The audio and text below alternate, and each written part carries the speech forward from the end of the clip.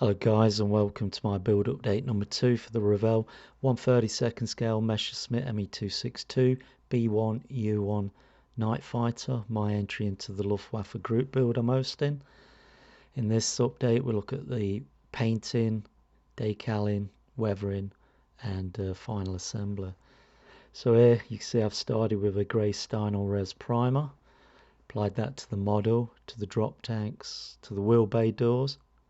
I let that dry, and then I did some pre-shading. I used RLM66 with a bit of black, airbrushed that all over the panel lines, and then for the underside I wanted to use a dark tan to show through the black.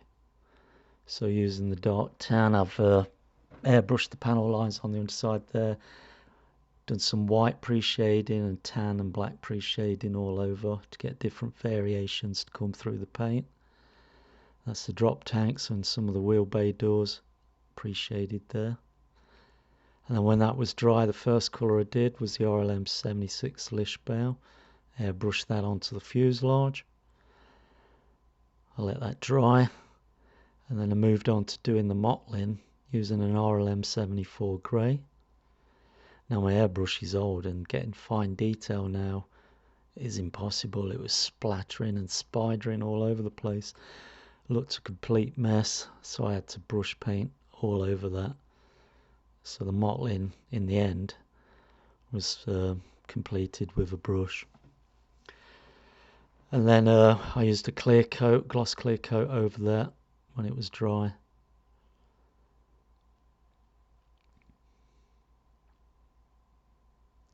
And when that was dry, I taped over that to mask for the underside. For the underside I used a flat black toned down with the Lichtblau RLM 76. Airbrushed that all over the underside, and you can see some of that pre-shading showing through. Did the same with the drop tanks and some of the wheel bay doors.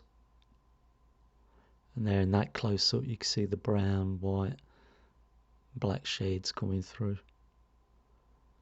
I allowed that to dry, then gave it a gloss clear coat to seal that paintwork. There you see it shiny from the gloss clear coat. Same on the drop tanks and those wheel bay doors. And then when that was dry, I could mask for the upper side to do the first colour, which is the RLM 82 Grün. I didn't like the shade, needed to be brighter, so I mixed a Model Master Medium Green with it. And I used the white to tone it down to do some highlights. There you can see it's airbrushed. I let that dry, removed the masking, checked it out, it looked okay. And when that was dry, I sealed that in with a gloss clear coat, just on the green. There it is, sealed in. Allowed that to dry, then I could tape over those edges to prepare to do the next colour, the RLM 81 Brune Violet. I airbrushed that on, did some highlights, let that dry, removed the masking, and checked to see how that looked. The next thing to paint was the port side Nasal front. I used black for that, toned down with the RLM 76. And on the starboard side, painted that aluminum. And when that was dry, I then airbrushed a gloss clear coat over those engine nacelle fronts and the Brune Violet that I'd just painted. And I'll let that dry. And then, as you can see where the flaps are down, the leading edge slats are forward, I painted those exposed areas with the RLM 02 grey. Following morning, when the gloss clear coat was dry, it was on with decals. I used the Wolfers decal setting solution, it's my favourite. Helps decals bed down really nicely. That's the starboard side, port side.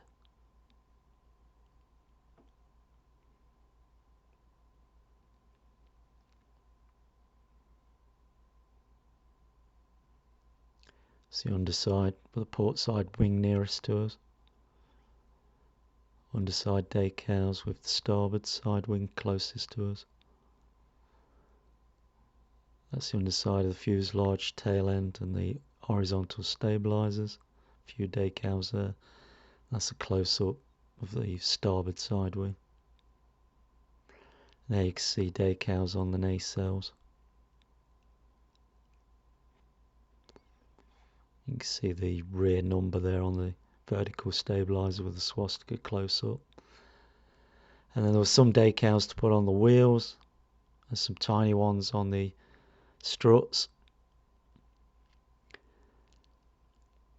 And the next morning when they had a chance to set, I mixed black and white oil paint thinned with odorless mineral spirits to make a grey wash that I used as like a filter to fade and tone down the paintwork.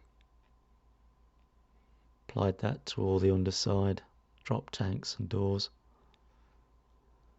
Let it set for a couple hours, then brushed off the excess.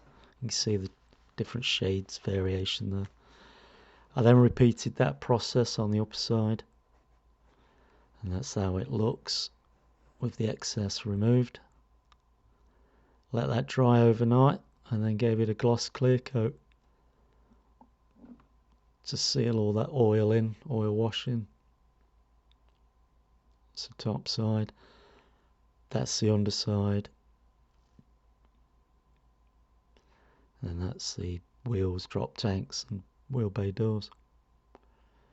So after that had all set and dried, I then moved on to a panel line wash using a mix of raw umber and black. Painted the panel lines, the wheel struts. There you can see it's been rubbed off the upper wing surfaces, still on the fuselage. But when that was all done and allowed to dry, I then sealed it all in with a matte clear coat. They're the wheels, struts, wheel bay doors, drop tanks, now matte coated, and there's the model itself matte coated. It's a rear view of the model. And this is the underside. You can see all the tonal variations now with that matte. I then removed all the temporarily located doors, wheel bay doors, engine cover, machine gun bay cover, the two canopies, and then removed the masking from the canopies and the winch screens. And then there you can see all those internal surfaces are still gloss clear coated. They're ready for a weathering.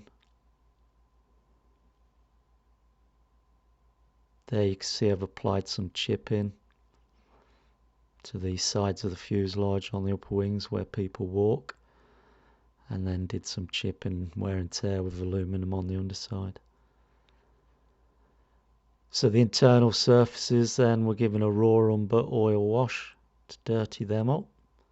There you can see they've been liberally covered with that raw umber wash. Let that dry for a couple hours. I did the same in the machine gun bay and the engine bay, and in the wheel bays as well.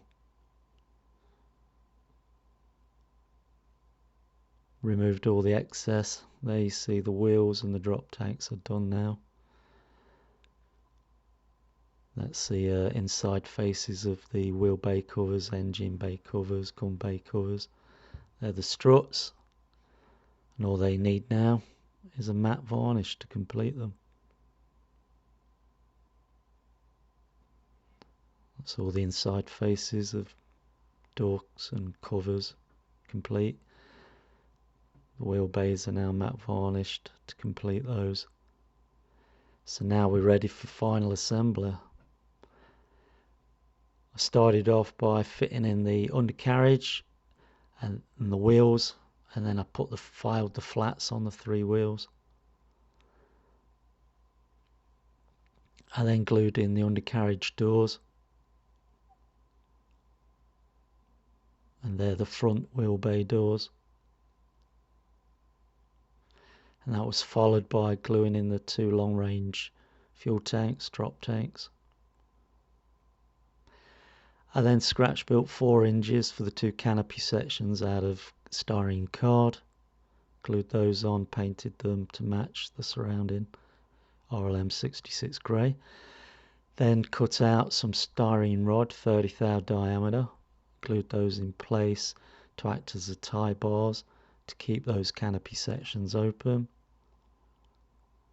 I then removed the masking from the wingtip lights, that's the starboard green one, and then using Model Master's clear green and clear red, I painted the port side red wingtip light, followed by the starboard side wingtip light with the green. There I've stuck in the two antennae that go on the underside, and the tailpipe, the drain pipe. There I've glued in the pitot tube on the port side wing, and that was followed by gluing in the machine gun bay panels in the open position, and again scratch built two 30 thou diameter rods to keep them open, and then glued in the two antennas on the upper fuselage, and then moved on to doing a splash mud mixed with a bit of dark earth, watered down, where the mud would spray off the wheels onto the underside, and where it would drip off the wheels onto the wheel bays, and see it draining from the wheel bays there. And then put the mud staining on the 3 tyres, and then put those tyres back on to location. And then it was onto the radar antenna. Now that nearest one, you can see it's white, it's not grey.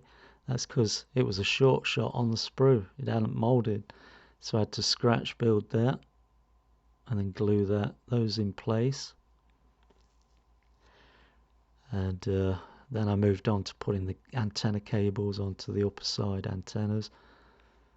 And that's the equipment I use, super glue, little dab of super glue on the aerial and on the upper vertical stabilizer, and stretch that cable across and cut it to length. And then I use clear pot cement to do dabs on that cable to create tensioners. I also use that clear cement for the tail light there. It looks misty because it's still drying, and that's the nose end light.